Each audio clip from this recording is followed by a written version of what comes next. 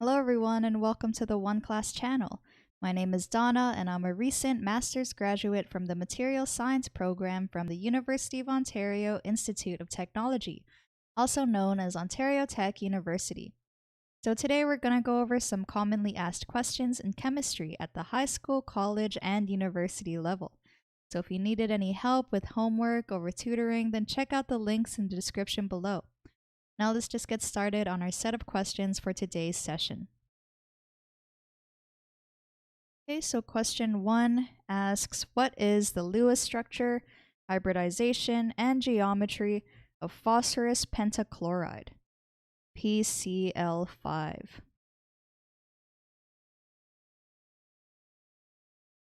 Okay, so we first need to draw out the Lewis structure for phosphorus pentachloride.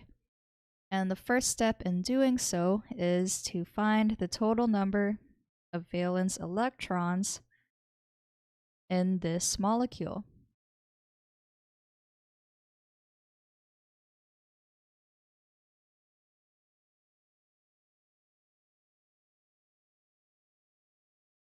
So phosphorus has 5 valence electrons, and chlorine has 7.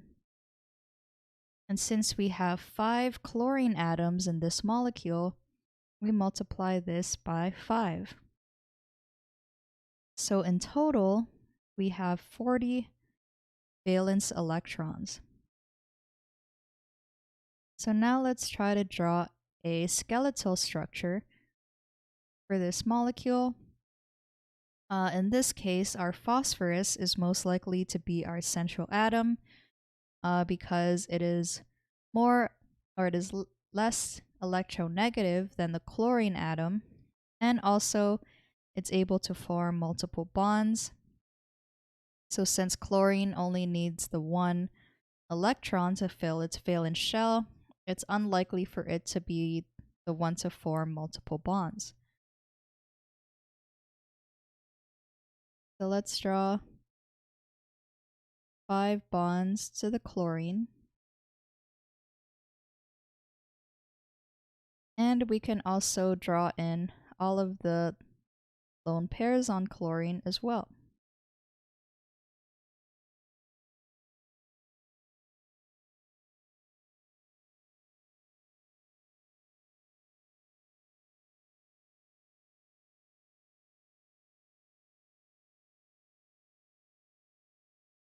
Okay, so if we count how many electrons I've drawn so far in this structure, and we recall that each bond contains 2 bonding electrons, and each of the chlorine atoms has 6 electrons in the form of lone pairs, then we can see that I already have my 40 electrons in this structure. So now we can analyze it further to find out its hybridization and geometry.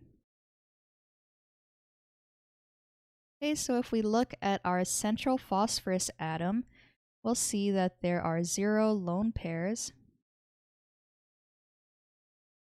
and it is bonded to 5 atoms. So we can say 5 bonded atoms.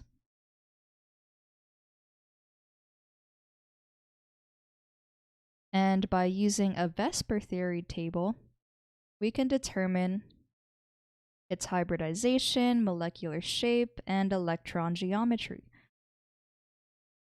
So let's see here. It might be on the next page.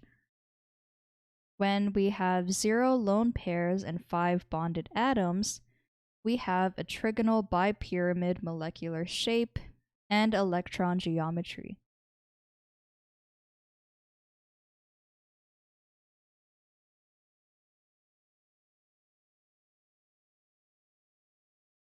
So typically when the central atom doesn't have any lone pairs, it has the same molecular shape and electron geometry. So like in our case, are both trigonal bipyramid.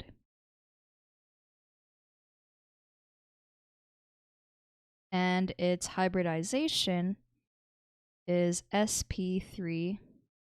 Okay, so there's another method that we can use to find out the hybridization. So one is to count how many charge clouds the central atom has. Okay, so I'll define what a charge cloud is, but basically it's either a lone pair or a bonded atom.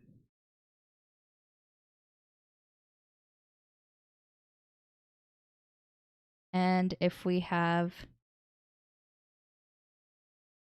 the 5 charge clouds like we do in our structure, then it is considered sp3d.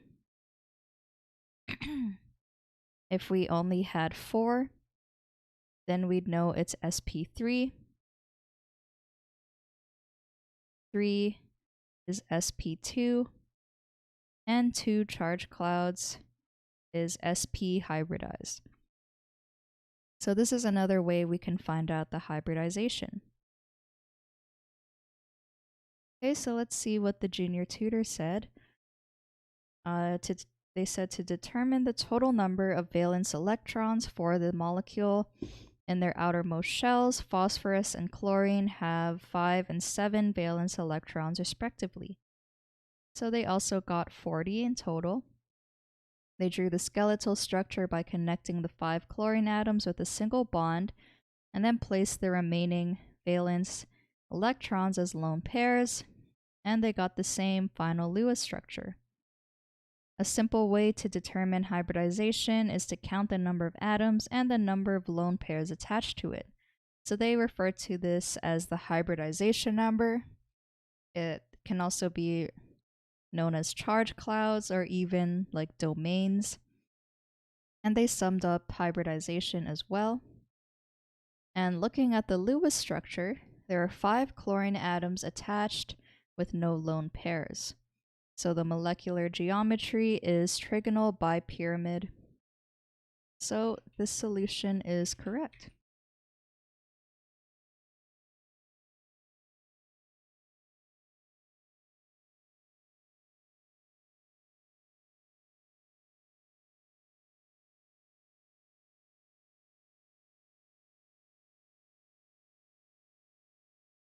Okay, so question number 2. What is the Lewis structure for formaldehyde?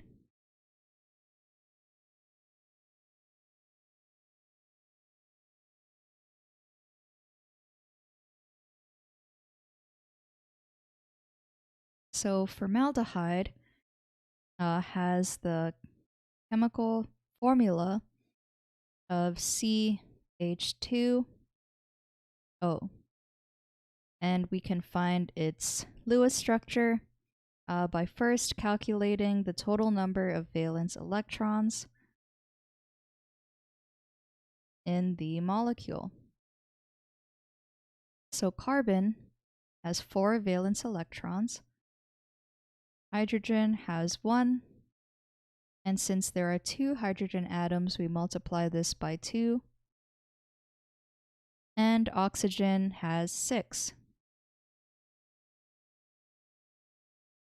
So in total, we have 12 valence electrons. So already we can guess that our carbon will be our central atom. In this case, it's not the least electronegative, since hydrogen is, but because it's able to form multiple bonds, and it's also less electronegative than our oxygen, then we can assume that our carbon will be our central atom. So carbon will be single bonded to our 2 hydrogens, and I'll also draw a single bond to our oxygen. But notice that our carbon doesn't have a full octet yet, so this will most likely be a double bond.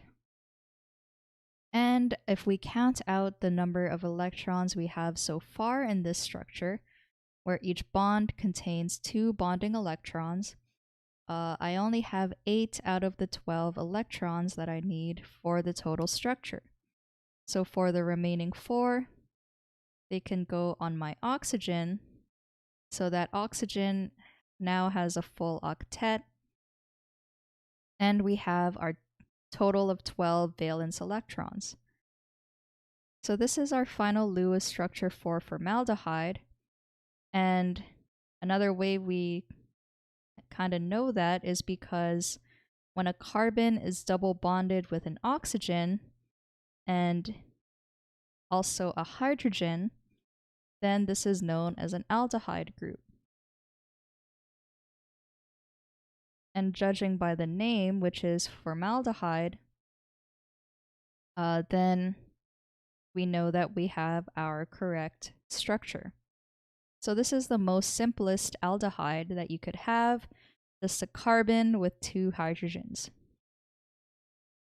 Okay, so the junior tutor said that formaldehyde is a naturally occurring organic compound that is pungent smelling in its pure form. It is considered as the simplest of the aldehydes and is an important precursor to many other materials and chemical compounds.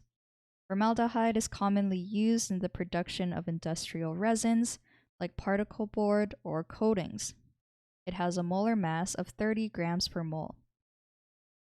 So an example of an industrial resin that formaldehyde is a part of is melamine formaldehyde. So melamine formaldehyde is used as like the coatings for laminate floors, and it's used for a lot of different functions. So to draw the Lewis structure for this compound, the first thing that we need to do is to determine the total number of valence electrons. So you can see they also got 12. And they said also hydrogen in place on the outer part of the structure by obeying this. Okay, so they have the correct Lewis structure. So this solution is correct.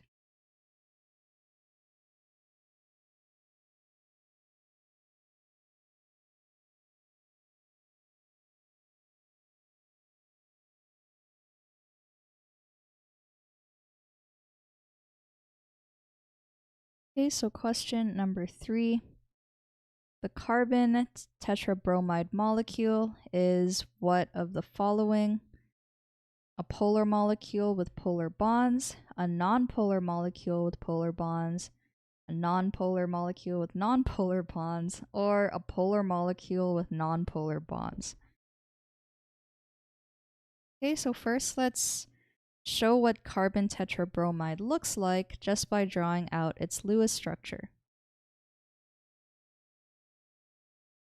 So drawing the Lewis structure will help us visualize what the molecule would look like to see if it has any lone pairs or if there were any dipole moments, if they cancel out. So we first need to calculate the total number of valence electrons for this molecule. So carbon has 4 and bromine has 7. And since there are 4 bromine atoms, we multiply this by 4. And if we add these up, we get a total of 32 valence electrons. So carbon will most likely be our central atom. And we can draw 4 single bonds to our bromines.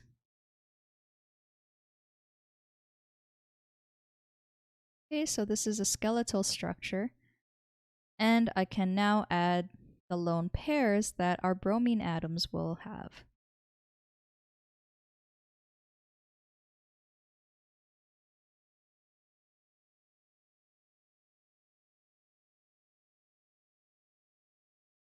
So if I count out how many electrons I've drawn so far, where each bond contains 2 bonding electrons, then we can see that I have my 32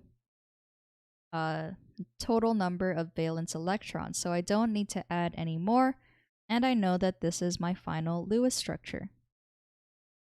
So to find out whether or not the molecule or is polar or nonpolar, we first need to find out the polarity of the bonds.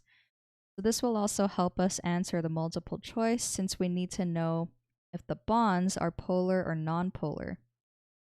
So to determine the bond polarity,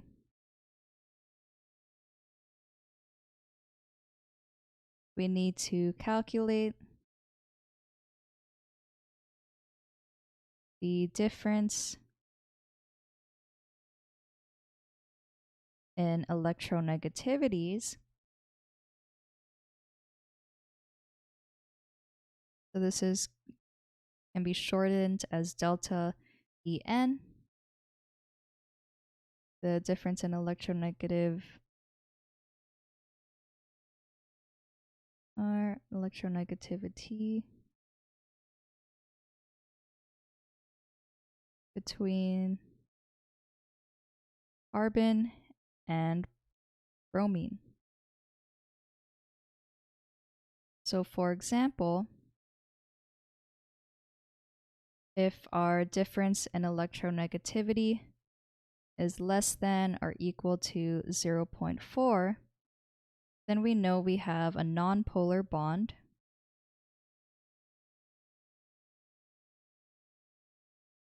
And if our difference in electronegativity is greater than 0.4, but less than 1.69, then we know we have a polar bond. And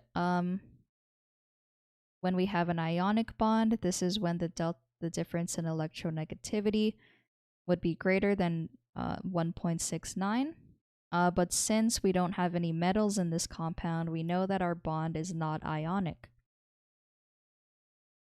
Okay, so now let's calculate the difference in electronegativity for both for carbon and bromine. So let's look up electronegativity values.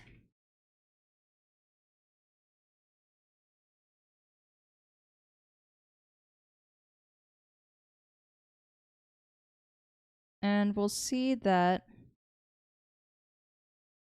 our bromine only has an electronegativity value of 2.8, and carbon's electronegativity is 2.5. So the difference is only 0.3. So therefore, we have a nonpolar bond.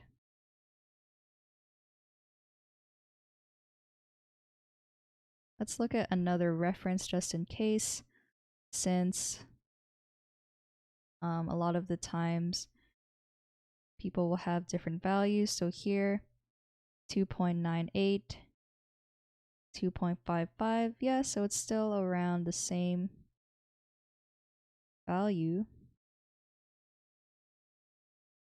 Let me calculate that. So depending on what source you have, sometimes they have different electronegativity values, but you can see that it would still be a nonpolar bond. So we know that the bonds are nonpolar. So even if there was like a slight dipole moment, we would see it going towards the bromines. And this is when we would also analyze the molecular shape of our compound as well. So to find the molecular shape, we need to look at our central carbon, and we see that it has 0 lone pairs and 4 bonded atoms. So if we see a VSEPR table, when you have 0 lone pairs and 4 bonded atoms, we have a tetrahedral shape and electron geometry. So we know that this is a symmetrical molecule. And even though our bonds are nonpolar, we can even just double check to see if the molecule would be nonpolar, just also because these dipole moments would cancel each other out. So I'm just going to say that the molecule is nonpolar as well.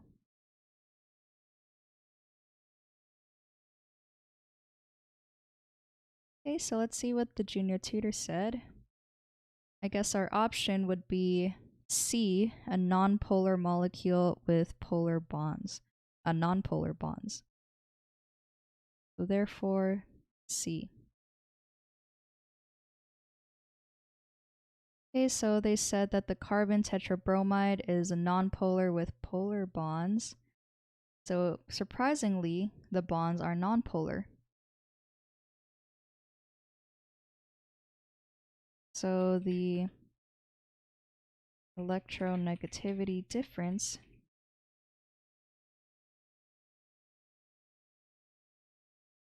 between carbon and bromine is less than 0.5. Therefore, the bonds would be considered nonpolar as well.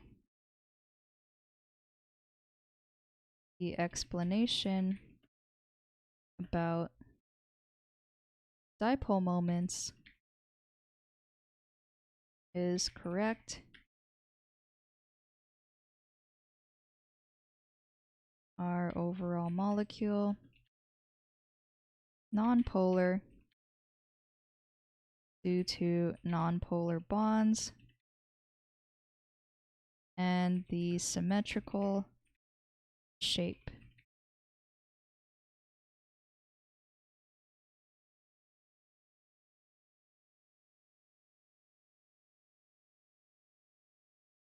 Okay, so question number 4. What is the molar mass of barium sulfate?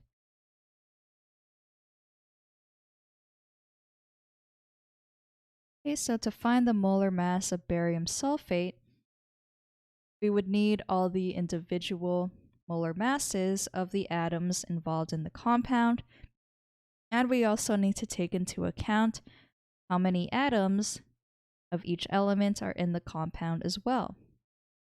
So to find the molar mass of barium sulfate, it's going to be the molar mass of barium plus the molar mass of sulfur plus 4 times the molar mass of oxygen, since we have 4 oxygen atoms in this compound. So the molar masses of these individual elements can be found using the periodic table. So the molar mass of barium is 137.33 grams per mole. The molar mass of sulfur is around 32 grams per mole. And the molar mass of oxygen is around 16 grams per mole. Okay, so adding these values up, we get a total molar mass of 233.39 grams per mole. Okay, so the junior tutor said that the molar mass of a compound is equal to the mass of 1 mole of that compound. It is also equal to the sum of the molar masses of each atom in that compound. So therefore, they also got 233.39. So this solution is correct.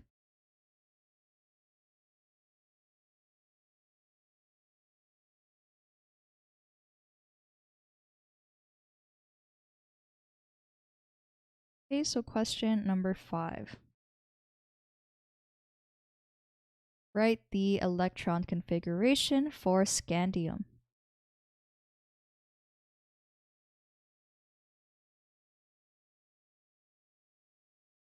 Okay, so to determine the electron configuration of a certain element, we need to follow a set of steps. So first, we need to divide our periodic table into orbital sections.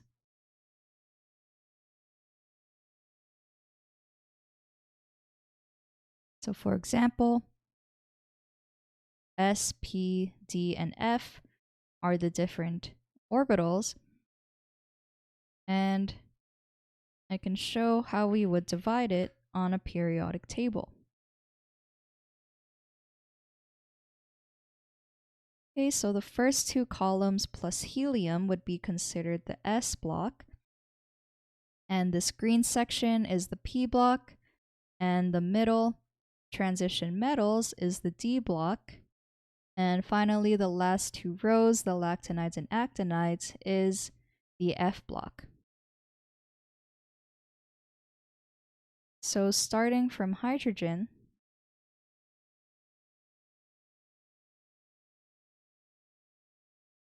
we move left to right across the periodic table,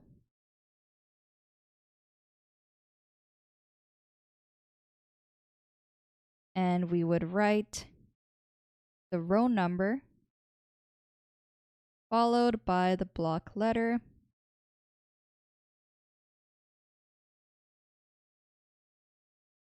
and we would also use superscripts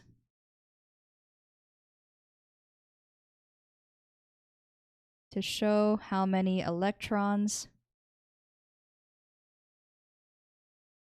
are in each orbital.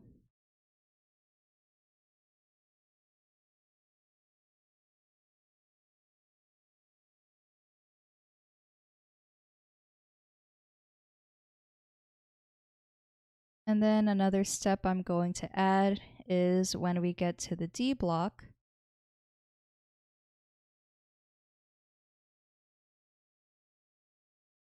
instead of writing just the row number, we would write the row number -1.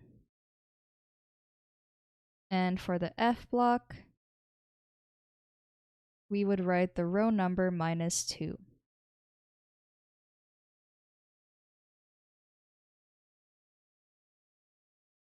Okay, so let's look at our example, which is scandium. First, let's find scandium on the periodic table. So it's right here, atomic number 21, and it's one of the first transition metals. So starting from hydrogen, we write the row number, which is row 1, and then the block letter, which is 1s. And in the 1s orbital, it can hold a maximum of 2 electrons. So as the superscript, we write 1s2. And then we move on to the next row. So row 2, block letter is S. And again, it can only hold 2 electrons, so we'd write a superscript of 2. And then when we move over to the P section, we are still in row 2. The block letter now is P, and the P orbital can hold a total of 6 electrons. So we write 2p6. And down to the next row, we write 3s2. And then again, we write 3p6.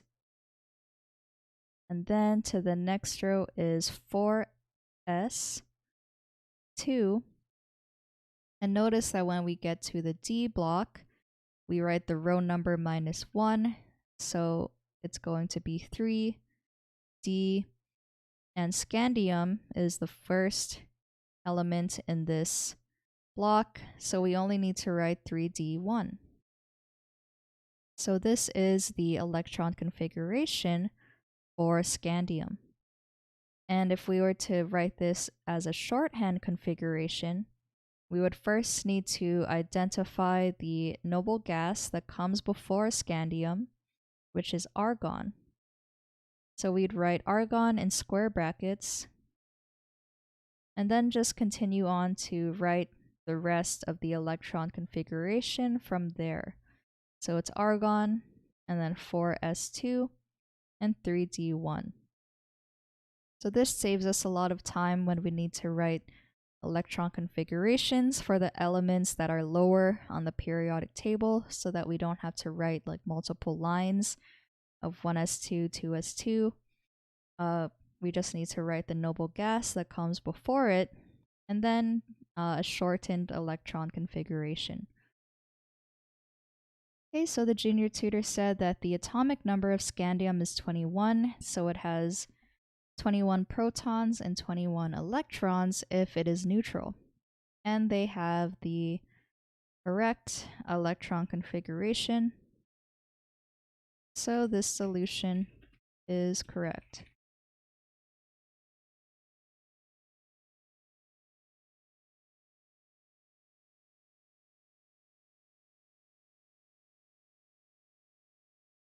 Okay, so question number 6. Determine the molecular geometry of bromine pentafluoride.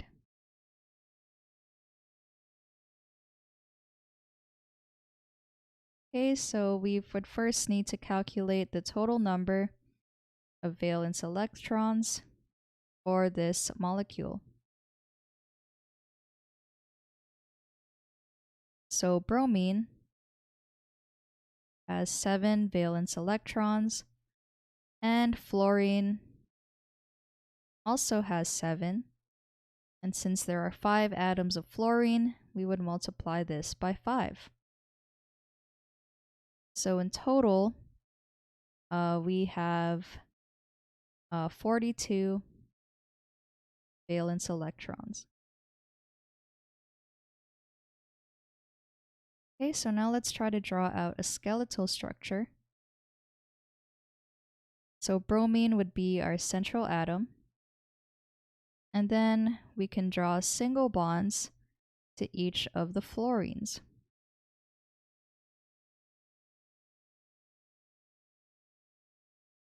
And show all of the lone pairs.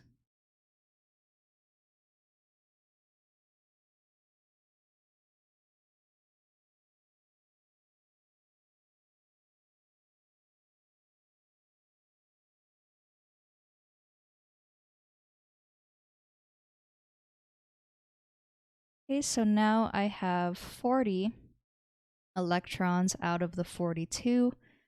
So I just need to draw my last 2 electrons on the central bromine atom. And now it has a full octet. Or it has the total number of valence electrons. The bromine actually doesn't follow the octet rule, but it's able to expand its d orbital to fit in more electrons.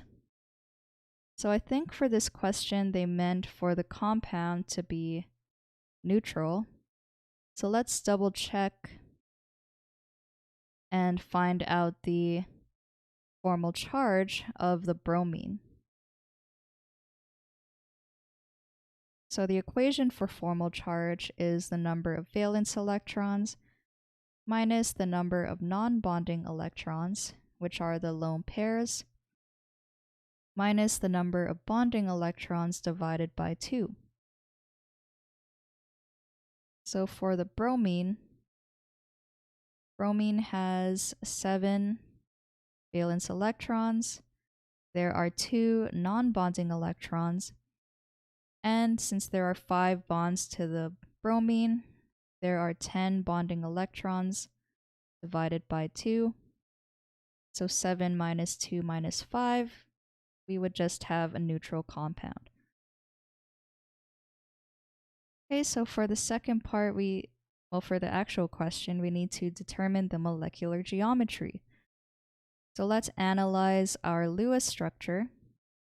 And for bromine has 1 lone pair and 5 bonded atoms. And if we use a Vesper theory chart, we can find out its molecular shape. So when we have on the next page, 1 lone pair and 5 bonded atoms, we have a square pyramid molecular shape.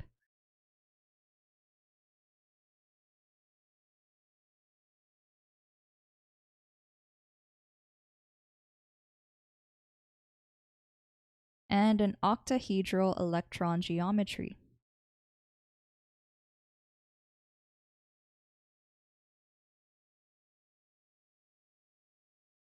And the hybridization of the bromine is sp3d2 hybridized.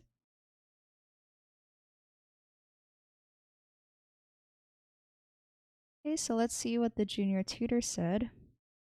So they have the same structure, but our central bromine shouldn't have the negative charge. I think the question meant for it to be a neutral compound. Hence, the molecular geometry is square pyramid. So I think if we did have a minus at the end, in total we would have 43 valence electrons, and then the single electron left in our count would just be on the bromine to form a radical. So I'm not sure if that's what the question meant, but I'm just going to say that the Lewis structure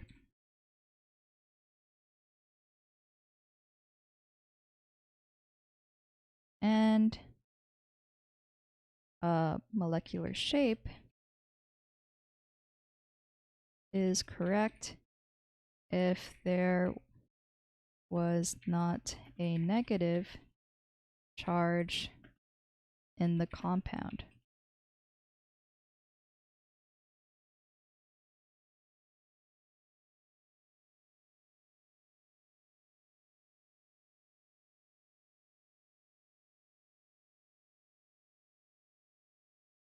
Okay, so question number 7 is to write the name of the compound, and we have calcium and an oxygen. So if we analyze our compound, we'll see that calcium is a metal and oxygen is a nonmetal. So therefore, we have an ionic compound.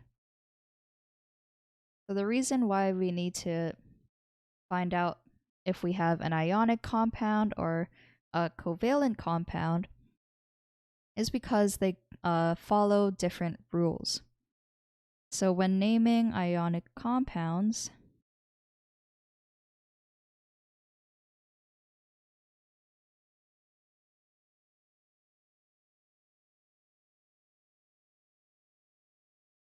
we first need to name our cation, which is the metal. And then next we need to name our anion,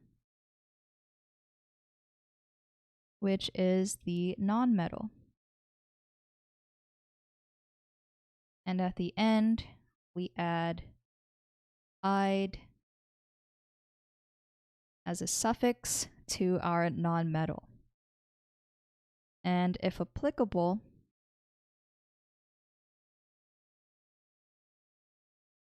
we can specify the oxidation state or oxidation number of our metal. So this is only if the metal is able to have multiple oxidation states, but in the case of calcium, calcium can only have one oxidation state, which is the +2. So the only first two steps apply for this compound. So first we name the cation, which is calcium. And next we name our nonmetal, which is oxygen. But we are going to add the suffix of "-ide. So the name of our compound is calcium oxide.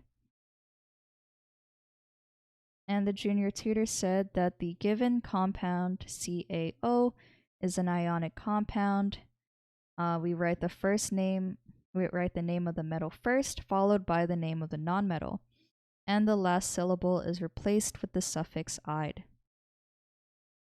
Okay, so they have calcium oxide as well. So this solution is correct.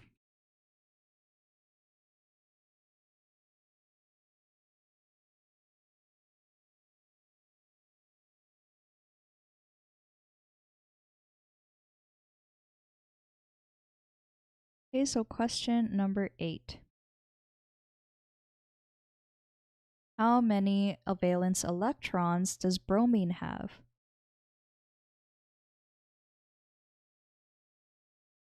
Okay, so let's pull up a periodic table.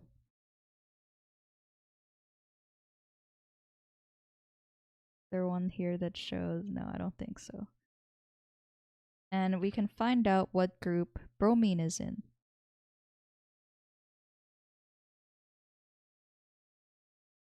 Okay, so bromine is found here. So it is group 17.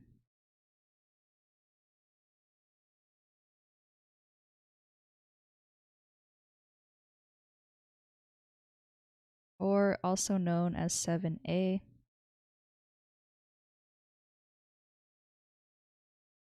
And the elements that are all in group 7A have 7 valence electrons.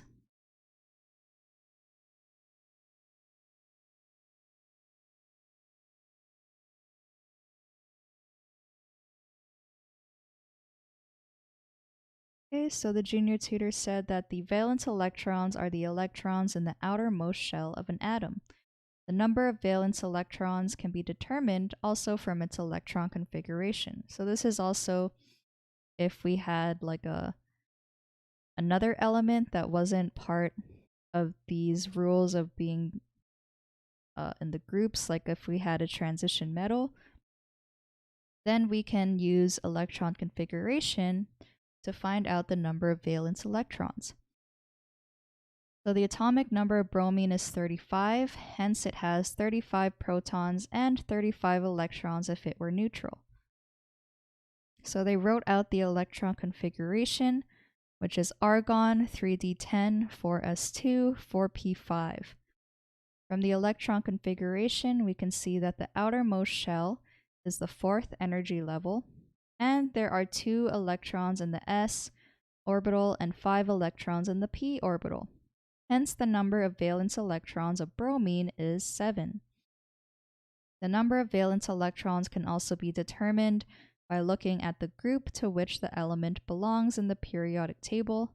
So since bromine belongs to group 7A, we can tell that it has 7 valence electrons. Okay, so this solution is correct.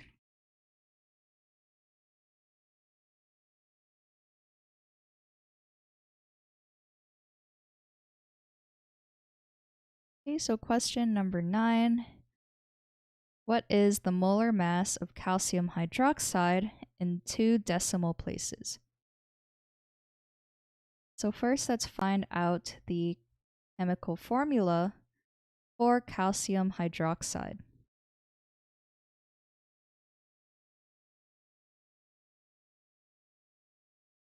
So calcium has the symbol Ca, and its oxidation state is +2, and hydroxide is a polyatomic ion, which has the formula OH, and the charge on OH is OH minus. So we know that to write out our compound formula, we can see that 2 hydroxide ions are needed to neutralize the +2 charge on our calcium ion. So therefore, our compound is calcium OH with a subscript of 2. So now that we know our chemical formula, then we can find its molar mass. So the molar mass of calcium hydroxide would be the molar mass of calcium plus 2 times the molar mass of oxygen, since we can see that there are 2 oxygen atoms in the compound, and we would also add 2 times the molar mass of hydrogen. So using a periodic table, we can find out the molar masses of these elements. So the molar mass of calcium is around 40.08 grams per mole, and the molar mass of oxygen is around 16 grams per mole, and the molar mass of hydrogen is 1.01 grams per mole. So now if we add up all of these values, we get a total molar mass of 74.09 grams per mole for this compound. And the junior tutor said that calcium hydroxide's chemical formula is CaOH2, and they calculated the molar mass and also got 74.09 grams per mole. So this solution is correct.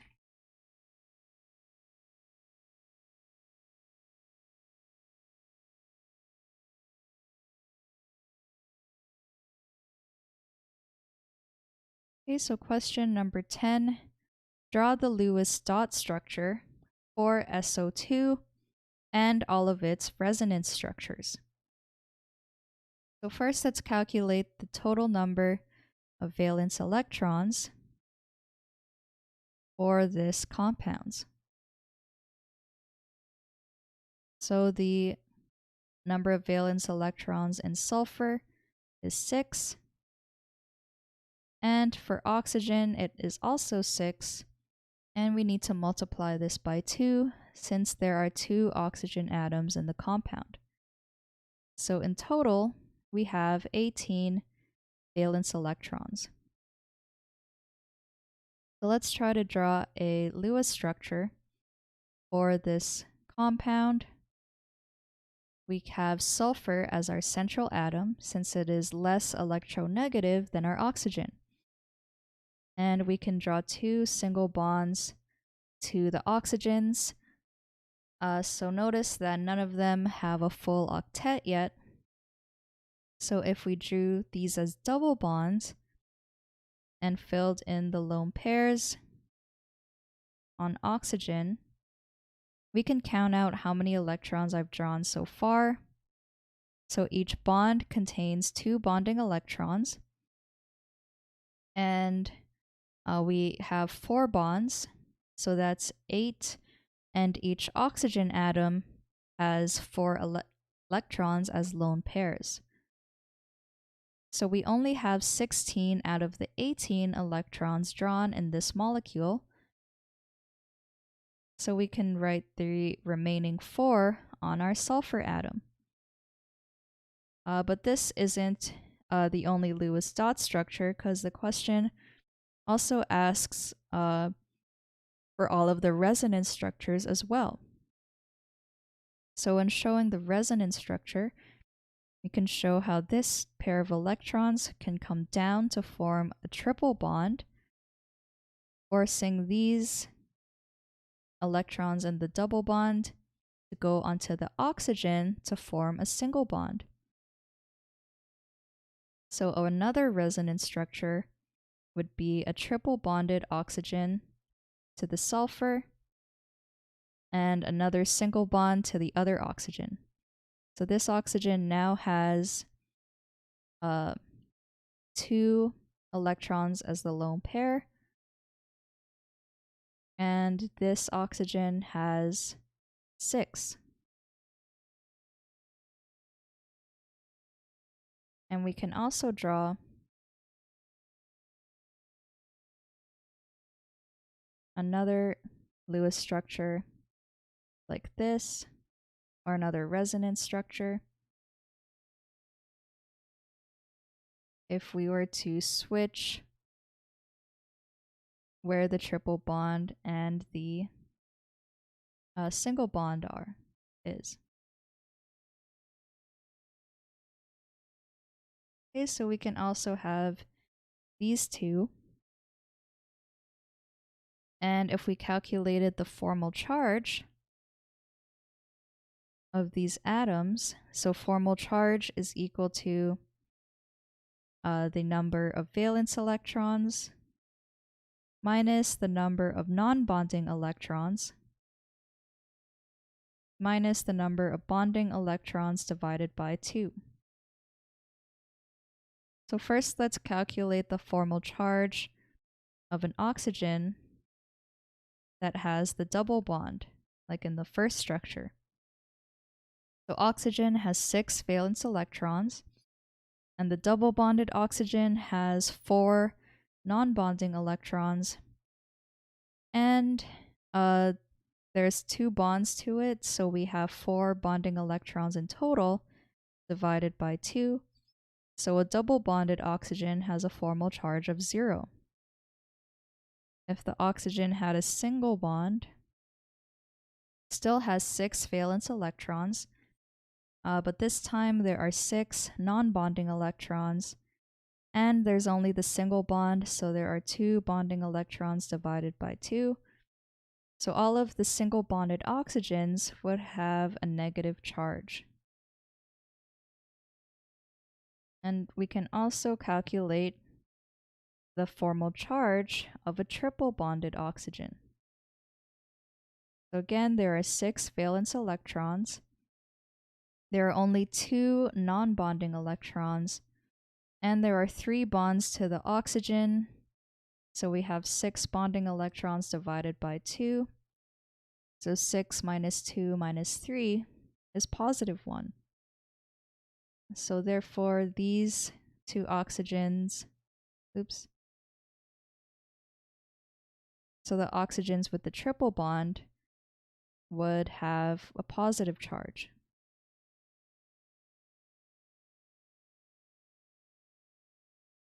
So these are our different resonance structures for sulfur dioxide. And the junior tutor said the same thing. So this solution is correct.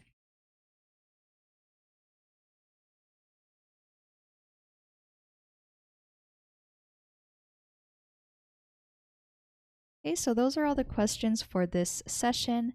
And if you enjoyed today's Q&A and you'd like to be notified of when we do this next, please hit the subscribe button and notification bell below.